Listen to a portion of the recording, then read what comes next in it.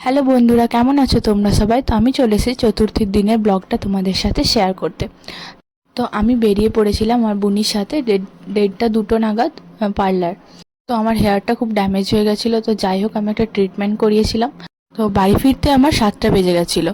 ঠাকুর দেখতে যাওয়ার প্ল্যান আমাদের সকাল থেকেই ছিল, তো বেরিয়ে পড়লাম ঠাকুর দেখতে যাওয়ার জন্য। তো আমরা যাচ্ছিলাম আসানসোল। তো আমরা যাচ্ছিলাম আমি, আমার ননদ, বোন আর ওর একটা বন্ধুর বউ। আমরা কয়েকজন মিলে বেরিয়ে পড়েছিলাম ঠাকুর দেখতে যাওয়ার জন্য। তো দেখতে পাচ্ছ আমাদের গাড়ি পার্কিং হয়ে গেছে। ও ওর বাবিয়ার সাথে আগে আগে এগিয়ে যাচ্ছে। এখন ফার্স্ট, তো এখন এনার্জি ফুল। তো আমরা প্রথমেই চলে গেছিলাম মেনধামা। তো সবাই যেন মেনধামাতে ঠাকুর প্যান্ডেল খুব ভালো হয়। তো সেখানে ঠাকুর দেখে নেওয়ার পরে আমরা একটু পেট পুজো করে নিয়েছিলাম। এখানে দুজন মাস্তি করছিল। তো তারপরে আমরা চলে গেছিলাম রাধানগর অ্যাথলিক ক্লাব। তো এইখানে প্যান্ডেলটা জাস্ট ওয়াও ছিল, মানে খুবই সুন্দর লাগছিল। দেখতে পাচ্ছ কতটা সুন্দর। চলো ভেতরের দিকে এগিয়ে যায়। তো দেখতে পাচ্ছ এখানে দুর্গা মাকে কতটা সুন্দর লাগছে।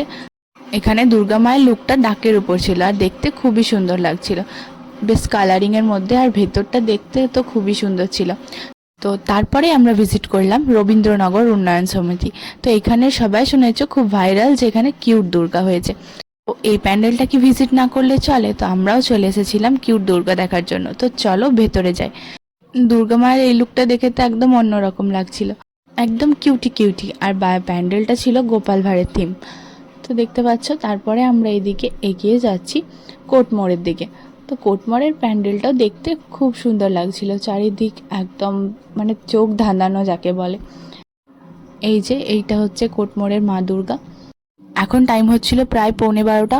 তো আমাদের খিদে পেয়ে গেছিলো, আমরা ডিনারটা সেরে নিই, তারপর আবার ঠাকুর দেখা শুরু করব। তো আমরা তারপর চলে গেছিলাম কল্যাণপুর হাউজিং। তো চলো ভেতরে যাই। দেখতে পাচ্ছ কত সুন্দর লাগছে। ভেতরে তো পুরো লাইটের কাজ ছিল, খুব সুন্দর লাগছিল। এখানে মা দুর্গার লুকটা একটু অন্যরকম ছিল, বেশ মানে ভারী সুন্দর লাগছিল, খুব মিষ্টি। আর এরা দুজন মনে হয় এখানে মিঙ্গেল হওয়ার চেষ্টা করছে। তো যাই হোক, তারপর আমরা চলে গেছিলাম কল্যাণপুর আদি পূজা।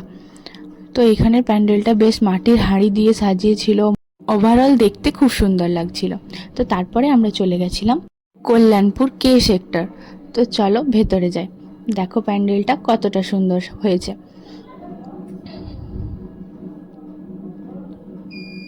যে দেখতে পাচ্ছ ভেতরটা যেন রাজবাড়ির মতো সাজানো হয়েছে। মা দুর্গা ছিল একদম হোয়াইট ডাকের ওপর, আর দেখতে খুব সুন্দর লাগছিল। তো আমাদের বাড়ি পৌঁছাতে রাত 2টো বেজে গেছিলো। তো আজকে ব্লগটা এখানেই শেষ করছি। So bye bye.